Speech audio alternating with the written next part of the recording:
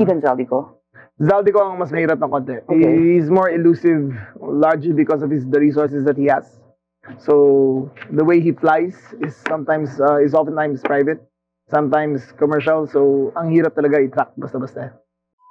Magandang araw mga kababayan, dito sa video na to panonoorin natin itong si John Vic Remulla na kung saan kwentong barbero lang ho yung mga pinagsasabi nito dito sa video na to, na kung saan ay pinagliliis nila na mahirapan daw mahuli itong si Zaldico. Ayaw lang ho talaga nilang mahuli itong si Zaldico, pero kung gugustuhin nila magagawa ho nila yan, kasi nga po dawit po dito yung kanilang mastermind ng ating presidente mga kababayan dito sa mga pagnanakaw nila sa ating mga pera. Pero bago tayo tumulak sa video na to mga kababayan, isang share, like, subscribe lamang po para lagi po tayong updated sa mga video.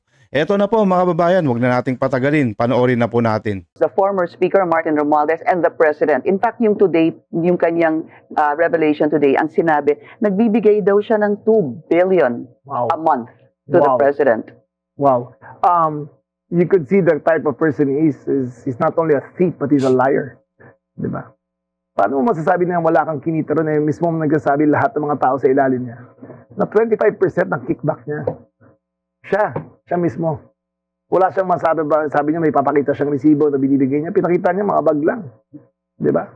Pero si Bernardo nagsabi walang insertion yan, siya ang naglagay na insertion, si Yusek Bernardo. So doon palang debunk na lahat yung kay Bernardo kompleto pa sa details, kompleto ko saan kinuha, saan nangyari, sino binigyan, kompleto lahat yun. Yung sa kanya, nagbigay ako ng ganyan. Wala naman resibo. Sabi niya, puro resibo siya. Pero wala naman. Ngayon, sabi niya, na-charge daw namin with terrorism. Right. I don't believe so. Hindi naman siya, he's not on the CTA list of the government. So, he's a criminal. He's a criminal, plain and simple. He's a liar, he's a thief, he's a criminal. In citing the decision, I wanted to go back there. You said, you know who they are, you know what they're offering. Is it a big group? Is it Probably retired? Is it retired, mostly retired. Retired military personnel? Some semi-active politicians. Mostly retired personnel connected with active politicians also. Semi-active and active. Ano ba yung semi-active na politician? Semi-active politician is they were in office a term ago and they are still making themselves public. So we call them semi-active politicians. They're still politicians except not in office. Okay, I would so. Okay, so I don't have time to actually think about. Yung mahilig pa rin makialam, pero hindi na sila elected. Pero makikialam pa rin sila. Okay. Diba? Pero politiko sila dati. All right. I think I know who you're talking about. Offer. What is the offer? Everything from position to power to money. Lahat na in-offer nila. When you had previously, I think you also talked about there are investigations into those who might be guilty or found liable of inciting to sedition. Any update on this, sir? No. I think the SOG is the better personality to answer that. We're just on the enforcement side. So kung anong bigay nila sa amin, ay nagagawin namin. All right. Last, I wanted to get your reaction, sir, on the allegation of Senator Amy Marcos about the First Family. My question is, does that in any way affect you, your job, your loyalty to the President, and, sir, the cabinet secretaries, because you are all part of his official family? It affects me because I've always thought of Amy as a friend. We've been political allies for the longest time. Since 79, the Remullas and the Marcoses have been together. It affects me because I know how much it pains the President to see his sibling behave that way. But it doesn't affect me as a public official or a person in the enforcement of the law, or it doesn't affect my loyalty or my service to the President or to the country. And then, malapit na namin makuha lahat yan. Even Zaldico? Zaldico ang mas mahirap ng konti. Okay. He's more elusive largely because of the resources that he has. So the way he flies is oftentimes private, sometimes commercial. So ang hirap talaga i-track basta-basta. And we don't know the passports that he uses. Yeah. Is there any public help, for example, sir? If they see someone? Please. If they see someone, please, the DOJ has a Facebook page na if they need all the help you can get para ma-locate sila. But we're on them. Malapit na namin makuha lahat yan. Pinakawalan nyo yan si Zaldico. Kaya Kaya nyo pinakawalan yan, ayaw nyo matimbog yung amo mo. Isa-isa rin kayong mga bayaran kwentong kutsero lang kayo. Pinagloloko nyo lang ho yung mga taong bayan. No? Kung gugustuhin nyo talagang mahuli si Saldico, matagal na yan. Katulad ngayon yung ginagawa nyo sa mga bumabati ko sa inyo, pinaghuhuli ninyo. Pero yung mga main witness, ayaw nyo naman talagang hulihin kasi nga talaga matitimbog kayo dito. Yun ang nililihis nyo lang at pinagloloko nyo kaming mga Pilipino dito. Halos lalo lang tayo naghihirap sa mga pinaggagawa ninyo. Kayong mga kwentong kutsero, kayong magkapatid na si Ombudsman, yung kuya mong si Kengkoy. Even Zaldico? Zaldico ang mas mahirap ng konti. Okay. He's more elusive, largely because of the resources that he has. So the way he flies is oftentimes private, Labo. sometimes commercial. So ang hirap talaga i-track basta-basta. And we don't know the passports that he uses. Yeah, you were saying that there's a big possibility that he has another passport. You Yes. were quoted as saying that. Yes. How can he have another passport? Well, may programa kasi ibang mga bansa sa Europa na golden visa. That's right. Kung mag-i-invest ka ng konti, bibigyan ka na ng citizenship and passport. So, Pinakawalan nyo parang kasi. pumasa siya ron Yun ang latest Hindi information. naman makakawala yan kung di nyo pinakawalan. medyo uso po yan sa some of the Kwentong Filipino barbero na lang Katulad yan. ng mga... Ay, wala po ako nun. Kinukuha ko po yun sana. Anyway, what was I saying? It's Spain, usually. Spain, one of the countries. Portugal. Di Yes. ba? Would you be able to tell us? Is We Spain don't know if or either one, Portugal? but he has been trapped in both locations. in both? Yes. So talagang nagpunta po siya ng Madrid. Yes, ang flight plus na nakita namin nung unang-una is he went to the US, in New York. Then he went to France. Then he went to Spain. Then he went to Singapore. Right. Then he went to Portugal. And then ang report sa'yo nasa Japan siya. Tapos bumalik na naman sa Portugal. Secretary, why so much travel? Is it a way to evade authorities? Well, only he can answer that. Maybe he is tying up loose ends sa mga negosyo niya. Last-ditch efforts niya. As your president, not Saldico. Kasi siya nagutos dito, Mr. Secretary. Alam mo yan. Huwag ho kayong magsinungaling. Dahil alam nyo na may paglalagyan kayo kapag si Saldico ang movie dito. Hindi ho talaga pinapaintulutan ng ating presidente yan, mga kababayan. Huwag ho tayong magpapaniwala sa mga kwentong barbero ng mga to. Dahil kapag umuwi si Saldico talaga dito, madadamay yung mastermind. Pero kung hindi ho kakutsaba nila itong si Saldico, matagal na pong nahuli yan, mga kababayan, mga 2 days lang. Kulang lang ho sila ng coordination dito sa mga, kung nasaan si Saldico, di ko kontakin nila yung mga, kung nasa US, yung mga CIA or FBI, makipag-coordinate sa embassy doon. Palibhasa, no interest sila kasi nga sila yung mapapahiya dito, mga kababayan, yung mga panloloko nila. Negosyo in terms of yung mga pera niya? Ganun ba yun? O baka, kasi hindi natin alam hindi ko alam kung ano yung extent ng holdings niya. Pero I would assume, it would be in the billions of dollars ang hawak niya. So last you know is Nagpakasasa that he kayo was sa where? pera. Japan ho ba? Ang raw intelligence namin ay nasa Japan siya. Yes. Does your raw intelligence tell you that he left Japan already? Yes. Yes. Where to? Ang information namin is he went to China. Then from China, he went back to Europe. That's a lot of traveling. That's a lot of traveling. Kaya kita mo payat niya, di ba, sa video niya? Utos kayo ng mga if agent nyo. indeed there is another passport via Golden Visa, no? Would you be able? Is it easy for a country to coordinate with, let's say, for example, lang po, Spain or Portugal to actually really confirm if he has a Golden Visa? I think only the DFA can answer that. Sa law enforcement side ako so hindi ko pa na-assess. Sinungaling, mga kababayan, di ba? You've not spoken with the DFA to assert The this. DFA said they'll get back to me. So we will know soon. But isn't this something the DFA should Presidente. have looked at in the past Opo. weeks or months? sir? Pero yung information about the foreign passport only came to us recently. Yung with a high degree of certainty. Minsan kailan lang. Here's the thing, sir. When will his passport be cancelled? It should be now that he has a warrant of arrest. Meron ng basihan para mag-apply ng cancellation of passport. And how long does that normally take? It's up to the courts, no? Yeah, it's up to the courts. The Sandigan should be the one to file it sa DFA, and the DFA will notify everyone that cancel the passport. What Maximum happens if 24 this hours lang Filipino yan. passport is Opo. cancelled? Is that going to affect his other passport? It Indeed, if there is one? won't. Hindi, parang hindi eh. They're independent of they're each other. independent of each other. Hindi naman siya, hindi siya commingled. So that will still allow him to legitimately rather move around because he has another passport. With a red notice, may hirapan siya. Kasi kung pumasok siya in any other country na mag-register ang passport niya through immigration, magre-red flag kagad yun. Pwede na siyang makuha. Okay, so the canceling of the passport is forthcoming. What about yung sa red notice, sir? It should be forthcoming too with a warrant of arrest. And what is the process by which that happens, sir? We register the warrant of arrest with the Center for Transnational Crime. Then it will forward it to Interpol. How long does it normally take? Anywhere between 2 days and 2 weeks. So it's up to their appreciation. Okay, so within that 2 time, days and 2 masasabi niyo bang liliit na yung mundo niya kasi matatrack na ho siya anumang passport ang gamitin niya? He's actually a poor man with a lot of money.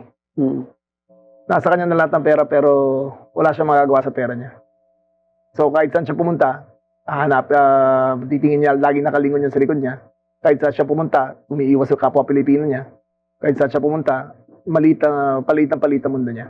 Are you confident, sir, that the government will be able to bring Zaldico? We will do everything we can. Lahat ng kapangyarihan gagamitin namin para bumalik siya. Pero I must remind you, isa lang siya sa, sabi sa akin ng ICI, aabot ng 1,100 ang makakasuhan dito sa entire floodgate mess.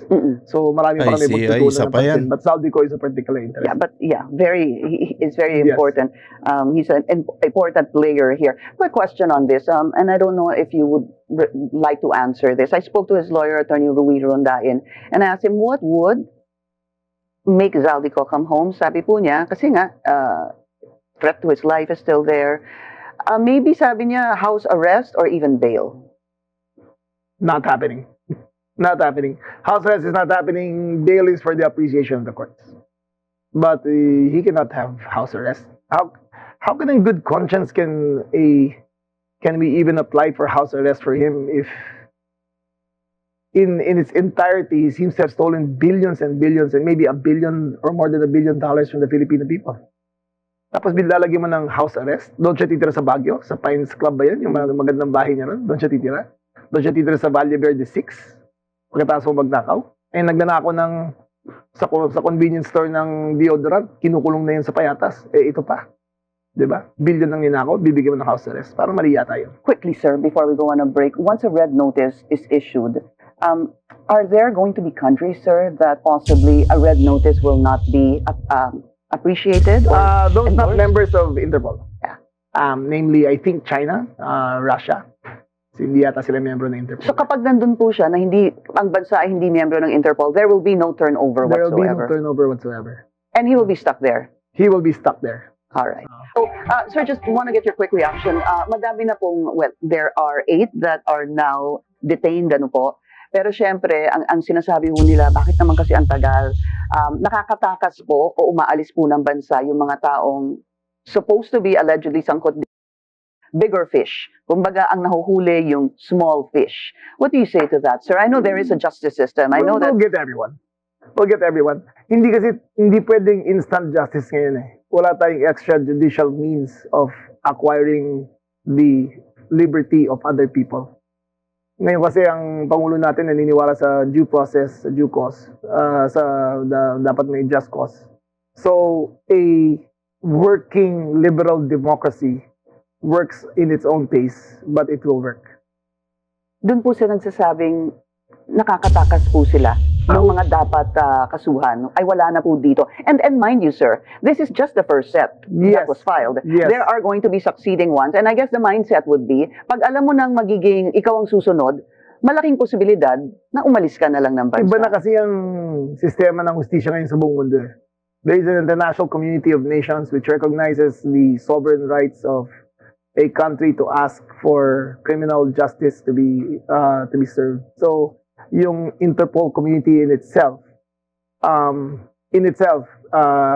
is a very effective tool to get any fugitive that you want. Bihira lang naman hindi kasali sa Interpol. Yun na nga, except the countries that you mentioned. Yes. except for those. But sa tingin ko rin naman, may hirapan na rin naman siya tumira doon. Quick follow-up on that. Is it possible that he can apply for political asylum? Very difficult kasi criminal siya. He's not criminally, he's not being politically persecuted. He's being criminally prosecuted, not politically persecuted. And that is very different from That's the very case of different. Harry Roque. Harry Roque is being charged with human Trafficking. trafficking. So that's also a criminal offense. But he had left prior to charges filed against Yes, him, di yes. ba? And he was able to apply for political asylum prior to, I believe, Applied an but arrest not warrant. granted. Yes. He applied in the Netherlands, but I believe he was refused. Was it rejected because he said it's fake news? As I believe it was. As I believe lang but sa latest information ko is yes, it was rejected. Okay, what happens to him now? Because Harry? Yes, Harry Roque. Wala pa siya.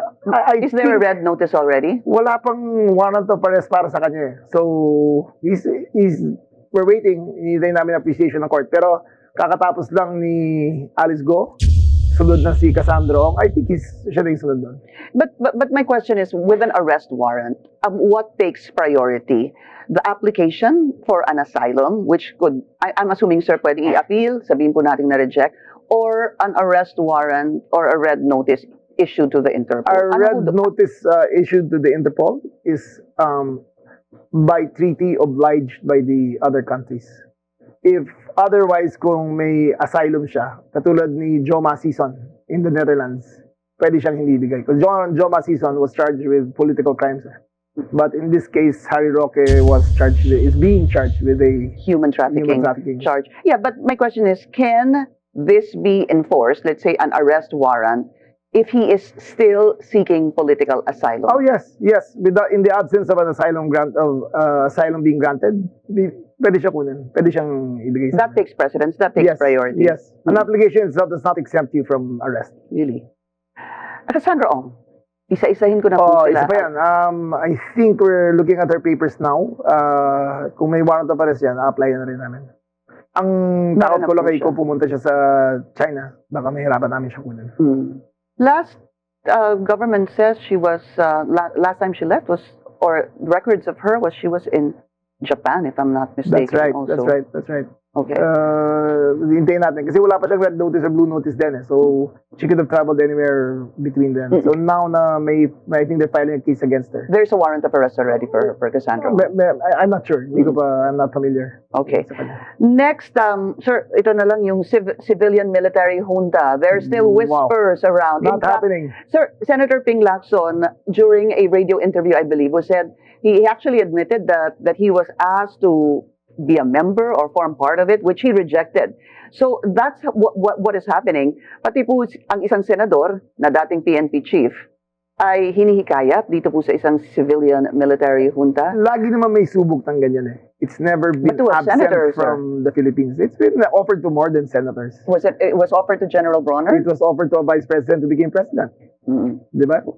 So it's always been present in our system. How seriously are you taking these talks, whispers, or threats? We are on top of the situation. We know who are the ones recruiting. We know what they're up to. We know what they are offering. We know the composition of those who want to form an alternative government. So we're on top of it. And are you at all concerned about that? It is always a point of concern, but it's not a point of panic. It's not a point of that we will waste great time and resources over it. Uunahin na namin tong mga nasa floodgate kaysa mga tong ibang district. O ayan mga kababayan, wag po tayong maniliwala dito sa mga kwentong kotsero ni John Vic Remulla, mga kababayan, na kung saan itong gobyerno na to, kung talagang gusto nilang mahuli itong si Saldico, ay magagawa nila. Simple lang ho yan, ipapakancel lang yung mga passport niya at makipag-coordinate lang sa mga bansang nasaan si Saldico, mga kababayan. Huwag po tayong maniniwala dito sa mga kengkoy na pinagsasabi ni Remulla dahil ito po isang bayaran din at nakinabang dito sa mga kaban-kaban na pera ng ating mga taong bayan, mga kababayan. Hanggang dito na lang ho muna tayo, mga kababayan. Maraming salamat po. Isang share, like, subscribe lamang po para lagi ho tayong updated sa mga kaganapan dito sa ating bansa. Maraming salamat po, mga kababayan. Ito po ang News That Matters. And God bless.